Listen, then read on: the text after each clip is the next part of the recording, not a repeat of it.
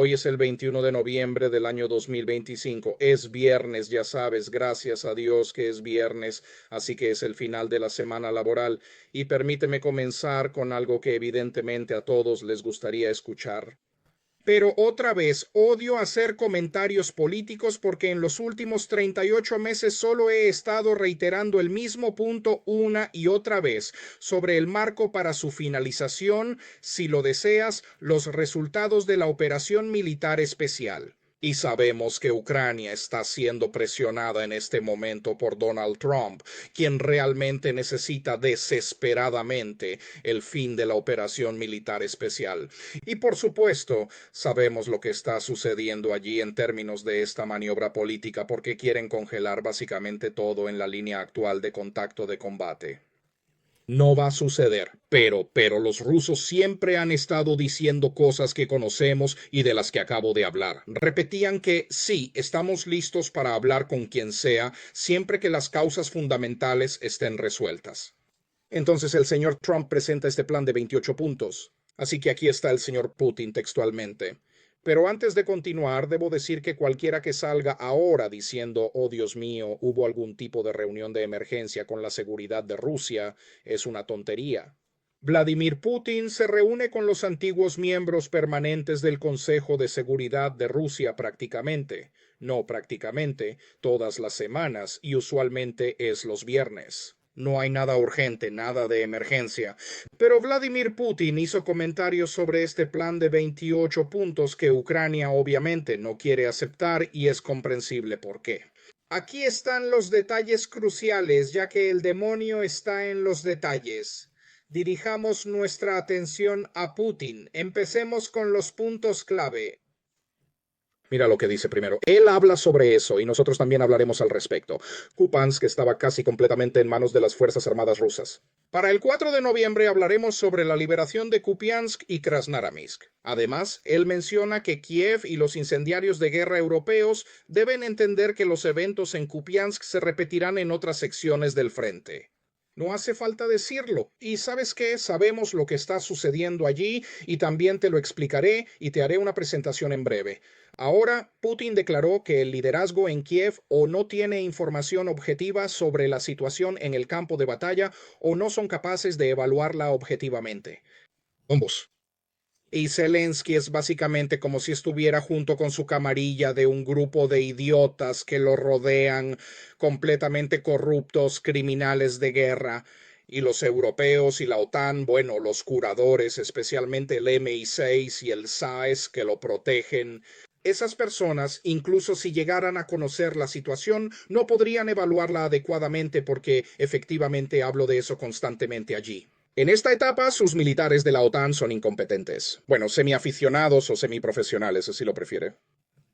Ahora, la Federación Rusa está lista para las negociaciones de paz. Vea, negociaciones de paz, no ningún tipo de acuerdos todavía, pero también está satisfecha con la dinámica actual de la operación militar especial que llevará a alcanzar los objetivos por medios militares. Putin ha declarado, ¿comprendes? Eso es todo. ¿De qué se trata todo esto ahora sobre estos 28 puntos? Y de nuevo, el plan de paz de Trump se discutió incluso antes de la reunión en Alaska. Recuerda que te decía constantemente que hay algunos canales de comunicación entre rusos y estadounidenses y se suponía que debían estar allí.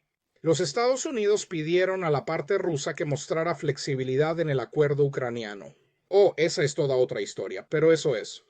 ¿De qué se trata todo esto? Negociaciones.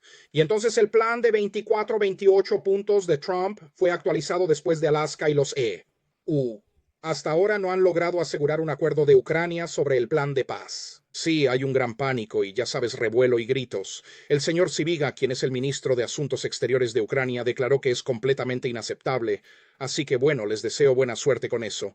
El plan de EEU para Ucrania podría formar la base de un acuerdo, ¿correcto? Era la base. Sí.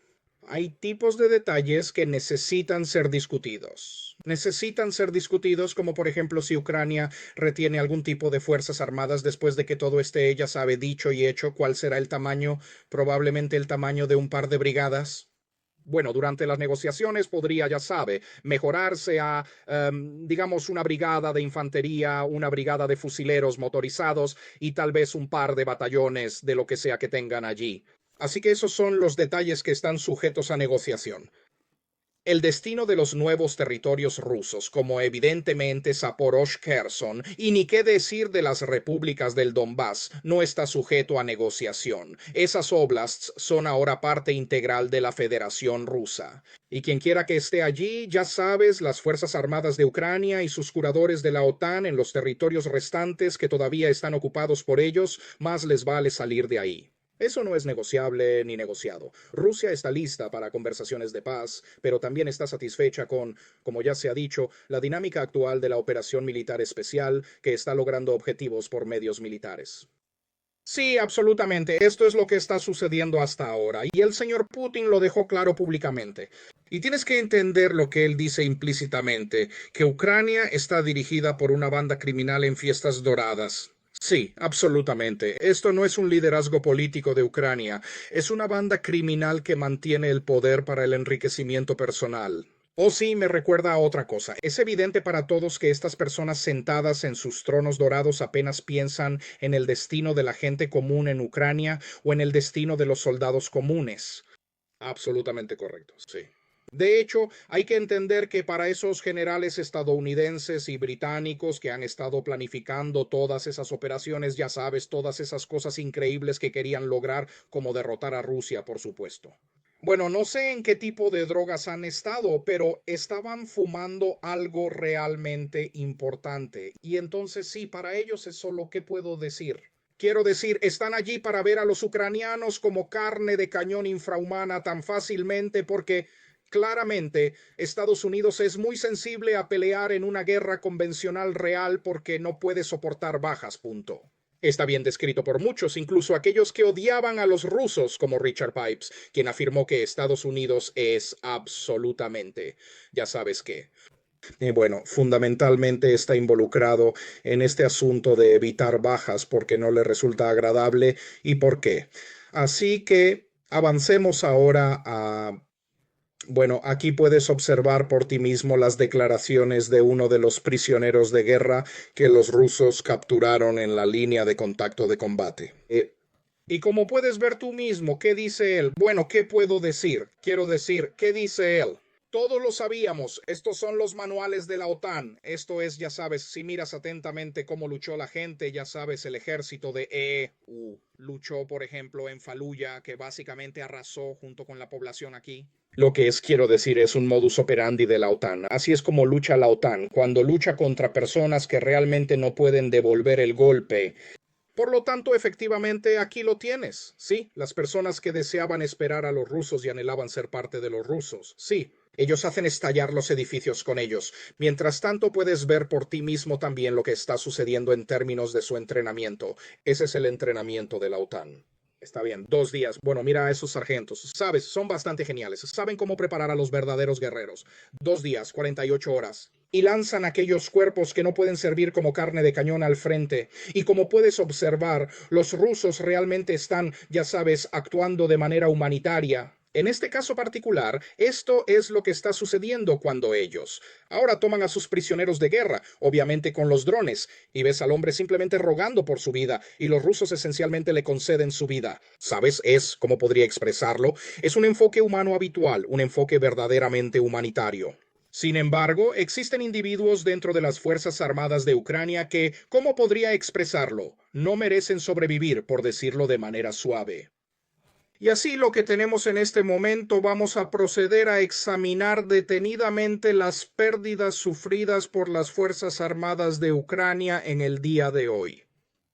Como puede ver, alrededor de 1.300 cada día. Incluso las estimaciones extremadamente conservadoras de los rusos. Y nuevamente, los únicos que los rusos pueden contar ya están prácticamente en 1.5 millones.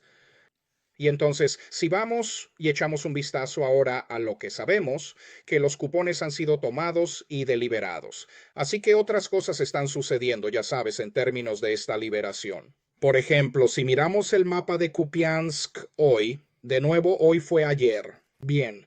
Y debes tener en cuenta que esto, lo repito constantemente, estos mapas están retrasados al menos 72 horas con respecto a los eventos reales. Kupiansk ya está liberado. También lo está Gross Armies, conocido como Pokrovsk. Como puede ver, intentaron contraatacar. Bueno, sí, discúlpame, no les va a ser de ninguna utilidad. Todos esos intentos de contraataque han sido completamente repelidos. Los eliminaron.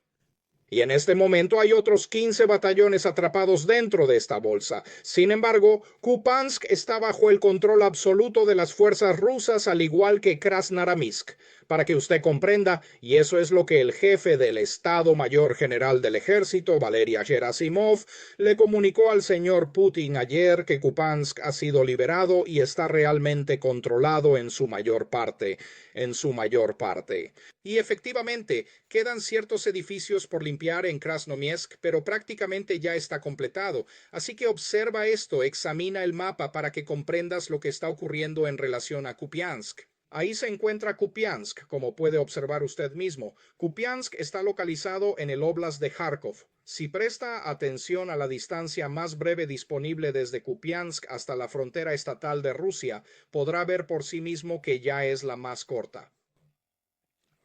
A vista de pájaro son aproximadamente 36 kilómetros. Esencialmente, las fuerzas rusas están profundamente adentradas en la región de Kharkov. Y para comprender por qué Volchansk también se encuentra ahora, como ya sabe, bajo una amenaza verdaderamente seria de captura. Como ha dicho Valery Gerasimov, las fuerzas rusas controlan gran parte de Volchansk. Puede ver la conexión entre Volchansk y Yarkov. Kharkov está en el círculo rojo, como puede ver usted mismo, está a unos 50 kilómetros de allí, y también Kupiansk. Bueno, esto va a proporcionar básicamente la base para, si lo desea, un cerco frío alrededor de Kharkov, si se llega a eso, si los rusos deciden hacerlo. Eso, otra vez, podría formar la base de este 28.1. Cuando las negociaciones inicien y se adentren en detalles, los rusos podrían decir: está bien, no queremos tomar Kharkov ahora y veremos qué ocurre después. ¿Quién sabe? Así que nosotros. Pero hay otra cosa que está sucediendo ahora mismo, como puedes ver, mi Dios, el eje y todo lo que está ocurriendo ahora en Zaporizhia, extremadamente activo, como puedes ver. Y efectivamente tienes buen ojo. Poli está empezando a ser rodeada por tres flancos, lo cual eventualmente, bueno, esencialmente ya es un toma y daca en el bolsillo operativo, si así lo deseas, o el caldero o cerco, es porque, sí, la brecha, por así decirlo, es de aproximadamente unos 15 kilómetros. Es prácticamente el alcance de toda la artillería rusa y otros medios, incluidos los drones. Y si observas atentamente cómo los rusos manejan, ya sabes, todo tipo de cosas desagradables, por así decirlo, desde el punto de vista de las Fuerzas Armadas de Ucrania, aquí está el peor trabajo del cañón remolcado ruso de 152 milímetros llamado Gyasint. Bueno, los rusos lo han denominado genocidio.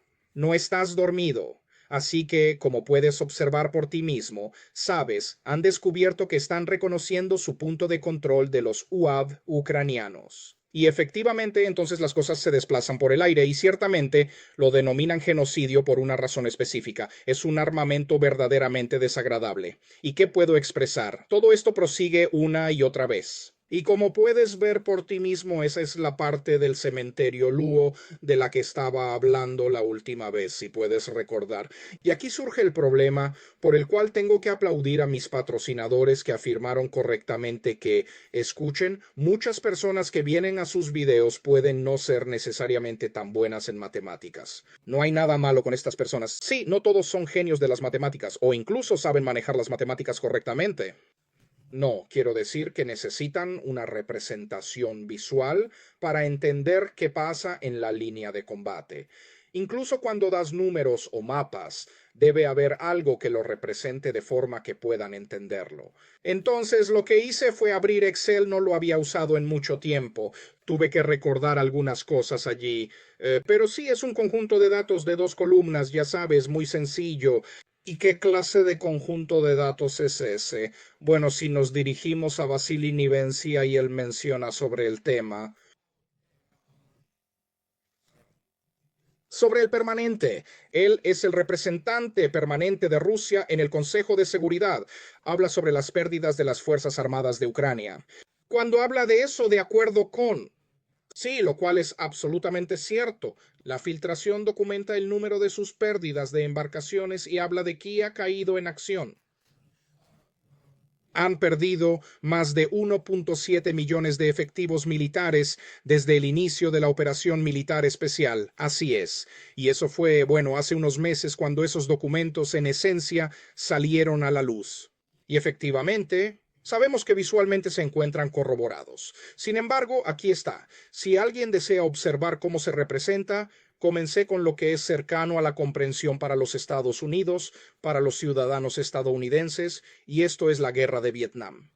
Aquí, como puede observar usted mismo, he elaborado un gráfico para usted.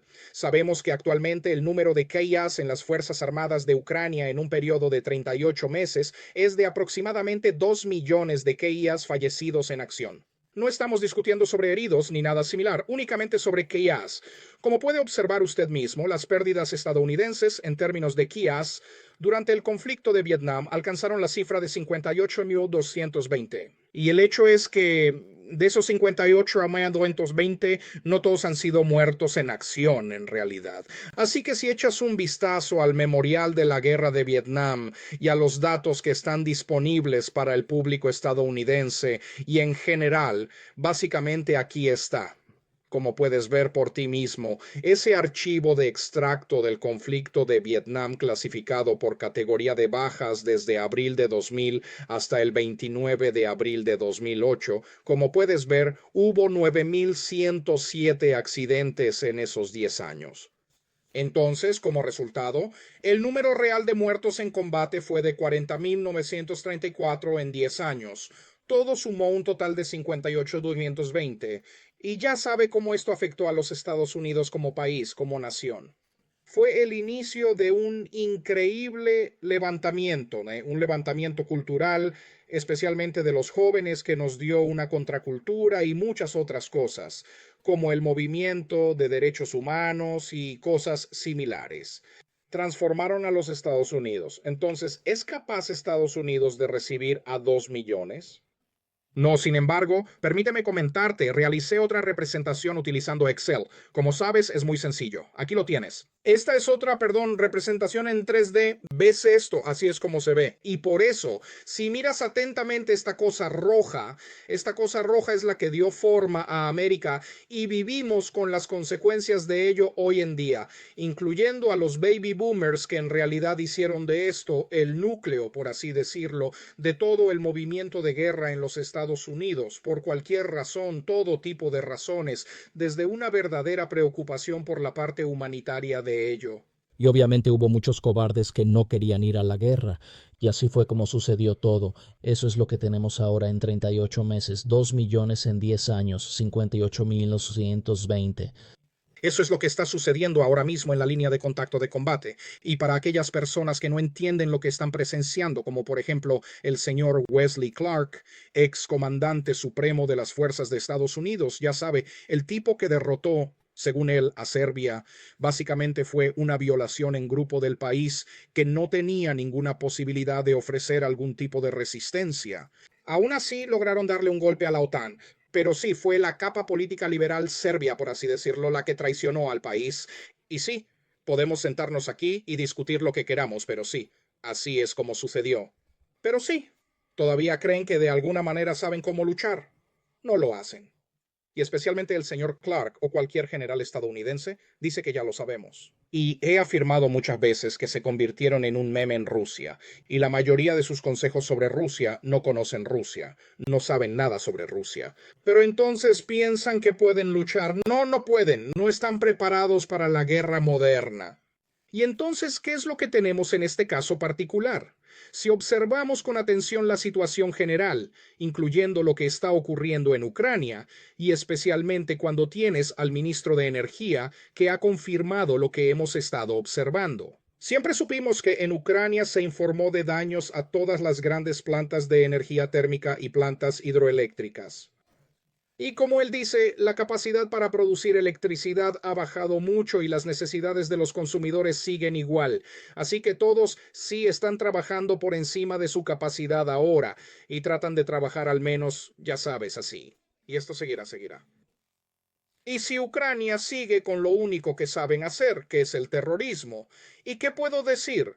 Los rusos ya no llaman a las Fuerzas Armadas de Ucrania como ninguna fuerza armada seria. Realmente los denominan, bueno, terroristas esencialmente, y eso describe de manera bastante precisa quiénes son y cuándo, ya sabes, y lo aprenderás porque se aproxima especialmente el 80 aniversario del inicio del juicio de Neurobank sobre el nazismo, sobre el neonazismo, sobre cómo se manifiesta especialmente contra la población civil rusa o ucraniana prorrusa, o por ejemplo los prisioneros de guerra rusos. Cometen atrocidades que incluso probablemente no se podrían tolerar. Por ejemplo, en el último intercambio había 1.000 cuerpos ucranianos, 30 cuerpos rusos de prisioneros de guerra o aquellos que han sido recogidos en el campo de batalla muertos. Entonces, nuevamente tenemos la confirmación de esta proporción de bajas que es de 1 a 30 a favor de los rusos. Devolvieron el cuerpo de un prisionero de guerra ruso con el corazón arrancado. Esto te dice bien, aparte de los otros signos básicos de tortura, esto es lo que hacen, esto es lo que enseñan en la OTAN, es lo único en lo que son buenos. No son realmente competentes en la guerra, en la auténtica guerra, es decir, bombardear a personas indefensas, eso sí lo hacen bien. Quiero decir, más allá de eso, quién sabe, pero aquí tenemos a Bloomberg ahora, ya que quería regresar a observar más de cerca toda esta situación con el plan de paz, con el plan de... Sí, esto confirma que Ucrania y los aliados europeos rechazan partes clave del plan ruso-estadounidense. Eso es Bloomberg y claro que jueguen esos juegos. Sí, Vladimir Putin afirmó correctamente que los rusos se sienten realmente cómodos, ya sabes, independientemente de lo que esté sucediendo en términos de la dinámica de la operación militar especial. Y de esta manera tenemos en este momento esta situación bastante interesante. Este es el ministro de Relaciones Exteriores de Irán, Abbas Araghchi, y bueno, él lanza la bomba, pero en realidad no es verdaderamente una bomba. Desde el principio estaba claro que, por ejemplo, las capacidades rusas de inteligencia ISR, vigilancia y reconocimiento estarían disponibles para Irán. Y como menciona el señor Bazarov, los rusos nos apoyaron bastante en la guerra de los 12 días y desde entonces hemos tenido más colaboración que antes.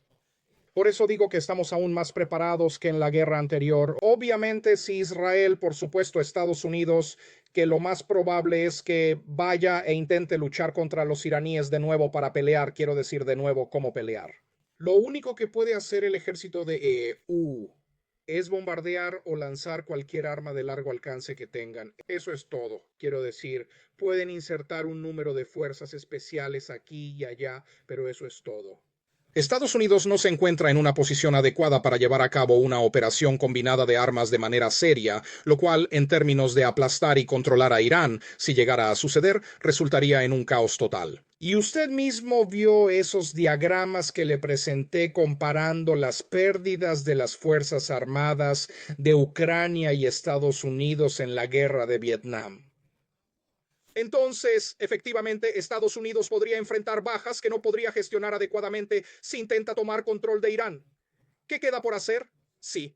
Básicamente, probablemente ya sabes que Israel intentará lanzar otro ataque e Irán, que ahora cuenta con nuevas capacidades. Sabemos que recibieron una serie de nuevos artilugios y dispositivos de Rusia. Ya se ha dicho que los primeros dos, al menos, algunas personas dicen que cuatro, ya han estado en Irán. Me refiero al Su-35, y los pilotos iraníes los estaban volando, así que quién sabe cuánto de todo ya han recibido.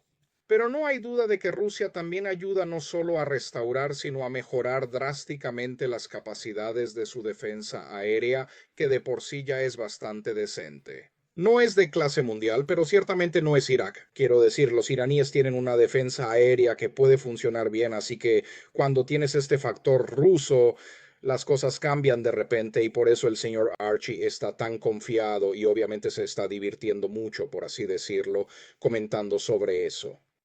Y esa es esencialmente la situación actual, mientras intentamos mantenerles informados sobre los desarrollos de nuestro mundo, si así lo desean. ¿Y qué puedo decir? Esta caricatura política es realmente precisa y coherente. Donald Trump podría haberse convertido en un verdadero triunfador si hubiera actuado correctamente, si hubiera cumplido con lo que prometió desde el principio, que él, oh Dios mío, ya sabes, podría lograrlo en 2 semanas, luego, ya sabes, en 100 días, después en medio año, y aquí estamos ahora 9 meses después, y todavía no ha funcionado en absoluto.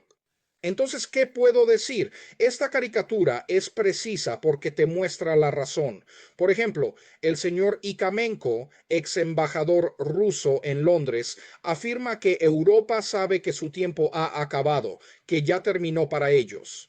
Por eso odian a los rusos, ¿sabes? Los rusos ofrecieron a Europa algún tipo de cooperación y una hoja de ruta, si lo deseas, en los años 90. A principios de los 2000, los europeos no la aceptaron, y después de eso fue el acuerdo entre rusos, Estados Unidos y China. Si Estados Unidos quiere mantener su estatus como superpotencia global, siendo una de las tres, realmente no es el más destacado de este grupo formado por China, Rusia y Estados Unidos. Necesita entender que sí, necesita eliminar a Europa como entidad política y económica. Y esto es lo que está sucediendo. Esta es esencialmente la estrategia que evidentemente algunas fuerzas dentro de Washington, D.C. están siguiendo. Se entendió que Estados Unidos necesita consumir a Europa, y eso es lo que tienes. Los rusos están haciendo esto porque tienen que hacerlo. Han perdido completamente toda la fe en Europa y Estados Unidos lo hace porque realmente lo necesita. Y así, aquí está. Este es, por así decirlo, su amplio panorama geopolítico para este 21 de noviembre de 2025. Y como siempre, al final quiero expresar mi profunda gratitud a mis maravillosos patrocinadores. Y es gracias a todos ustedes que estoy llevando a cabo lo que realizo, y continuaré haciéndolo mientras mantengamos este tipo de relaciones. No piensen que soy meramente científico, un tipo que se sienta aquí y lo hace completamente por su cuenta.